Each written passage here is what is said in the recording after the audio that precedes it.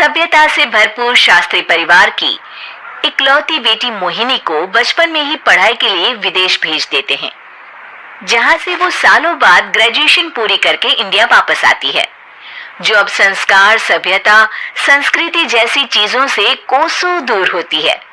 एक सुबह Mohini short dress पहने, कानों में हेडफोन लगाए जोर जोर से इंग्लिश गाने गाती हुई घर में घूम रही होती है। सुबह सुबह भगवान का नाम लेते हैं, राक्षसों की तरह चिल्लाते नहीं। पॉप्स, आपको अच्छे गाने की बिल्कुल समझ नहीं है, सो ठीक है, चल पियो। अरे मोहिनी, पापा से ऐसे बात करते हैं क्या? सारी तमीज भूल गई हो। ओह मॉम प्लीज, इतनी बड़ी भी कोई बात नहीं हुई, सो डोंट ओवररिएक्ट। ऐसे ही दिन बीतते हैं जिसमें मोहिनी के तौर तरीके, रहने और बात करने का ढंग उसके मम्मी पापा को परेशान करने लगता है। भला कोई मानेगा कि ये मेरी बेटी है? रीति रिवाज और संस्कारों से तो इसका दूर दूर तक कोई नाता नहीं, और अब तो लगता भी नहीं कि कभी होगा। अरे ऐसे कैसे नहीं होगा? लड़कियां सारे नखरे अपने माँ बाप को ही दिखाती है। ससुराल जाकर उन्हें सब कुछ करना भी पड़ता है और मानना भी।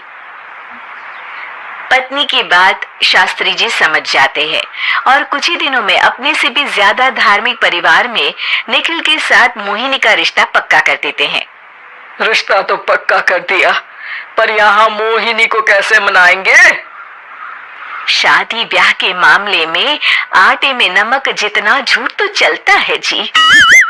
इसी तरह एक के बाद एक तिकड़म लगाते हुए दोनों मिलकर मोहिनी को शादी के लिए तैयार कर लेते हैं और मोहिनी निखिल की शादी हो जाती है, जिसके अगले दिन से ही मोहिनी दोबारा अपने पूरे अवतार में शॉर्ट ड्रेस पहनकर घर में घूमने लगती है।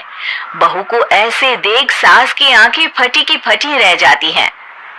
अरे ये क्या बेशर्मी है, हमारे घर की लड़कियां जींस तक नहीं पहनती और तुम बहू होकर इतने छोटे कपड़े पहनकर पूरे घर में घूम रही हो। सीरियसली मॉम, प्लीज आप अपनी इस 80 के दशक वाली सोच में मुझे इंक्लूड मत करो। हाय तौबा, एक तो बेशर्मी दिखाती है, ऊपर से सास के साथ जुबान भी लड़ाती है। अरे जल्दी कपड़े बदल कर आ, घर की पहली आरती तुम्हें ही करनी है। इतनी देर में निखिल भी वहां आ जाता है। माँ पापा आने वाले हैं, पूजा का सारा सामान तैयार है ना? ये पूजा हमेशा मेरे बॉयफ्रेंड्स के पीछे पड़ी रहती थी और अब हस्बैंड के पीछे भी आ गई। मोहिनी की बातें सुन सास तो अपना सिर पकड़ लेती है, लेकिन निखिल किसी न किसी तरह उसे पूजा के लिए कन्विंस करके कपड़े चेंज करने के लिए भेज देता है, जिस पर पूजा खत्म होने के बाद वो एक बार फिर अपनी शॉर्ट ड्रेस में आ जाती है। बहू, ये क्या तरीका है?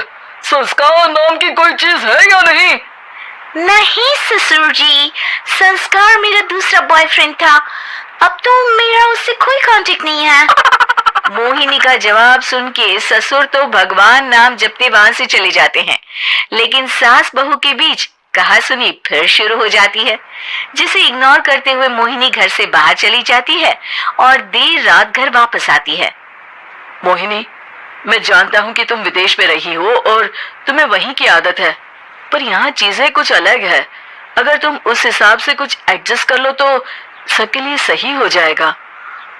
I am not in a lecture mood. Good night. अगली सुबह मोहिनी देर से उठकर एक बार फिर उसी तरह सबके सामने आती है, जिस पर उसके सास कुछ बोले उससे पहले ही मोहिनी की दोस्त मोनिका और रचिल वहां आ जाती हैं। Oh hi darling, how are you?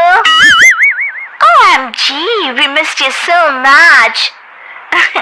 I missed you too darling. Ram Ram, इन्होंने तो तुमसे भी छोटे कपड़े पहने हैं। अरे तुम लोगों के अंदर कोई शर्म लिहाज बाकी भी है या सब बेच खाई? मोहिनी, तुम्हारी मेड कुछ ज्यादा नहीं बोलती? इस पर मोहिनी की दोस्त उसकी सास का मजाक बनाने लगती है, जिसे सुन निखिल उन्हें जवाब देते हुए कड़वे शब्द सुना देता है और वो सुन के वो दोनों तो मुंह बनाए वहां से चली जाती है, लेकिन गुस्से से लाल मोहिनी वहीं खड़ी निखिल को घूरती रहती है। घूर क्या रही हो? तुमसे शादी की ये सोचकर कि विदेश में पढ़ी लिखी हो, घर में कोई पॉजिटिव चेंज लाओगी, अपनी करियर के लिए एम्बिशियस होगी, पर अपने इस बिहेवियर से उस पढ़ाई के साथ साथ अपने मम्मी पापा के नाम को भी डुबो रही हो। अगर तुम्हें ऐसे ही हाल रखना है तो यहाँ रहने की कोई जरूरत नहीं है। निखिल की बातें सुनकर मोहिनी रोते हुए घर छोड़कर अपनी मम्मी पापा के पास वापस आ जाती है। ससुराल में सब कुछ ठीक तो है? वो अपने आप को समझती क्या है? मोहिनी पर चिल्ला रहे हैं? मैं क्यों उसके इशारों पर चलूं? मैं अपनी लाइफ अपने तरीके से जीना चाहती हूँ और वो ना आप लोगों को मंजूर था और ना ही उन्हें है। तुम यहाँ नहीं रह सकती। अपने पापा की बात सुन के मोहिनी हैरान रह जाती है। हाँ, तुमने बिल्कुल सही सुना।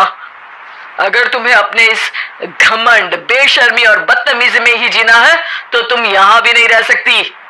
बेटी, मैं मानता हूँ हमारे यहाँ रीति रिवाज बहुत मायने रखते हैं और हमने उन्हीं के ओवरडोज से बचाने के लिए तुम्हें विदेश भेजा था।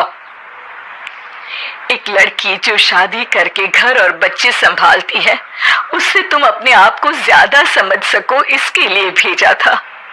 तुम उससे ज्यादा समझो और बनो, पर तुम तो किसी दूसरी ही ट्रेन में चढ़ गई बेटा।